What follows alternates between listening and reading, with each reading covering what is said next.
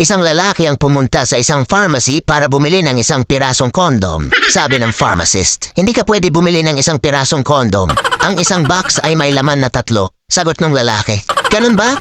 Sige, bigyan mo ko ng 2 box. Total maganda naman girlfriend ko at sexy pa. Siguradong kulang ang isang box para matapos ako. Talaga ba? Sagot ng pharmacist. Sabi ulit ng lalaki, oh, pag nabuntis ko to gawin pa kitang ninong eh. Sabay umalis ang lalaki.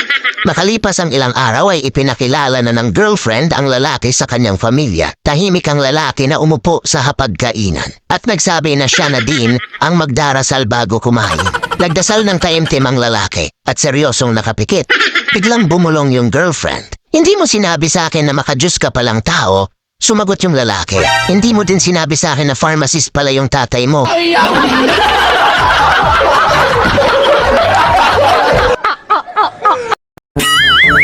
Anak ka ng pu.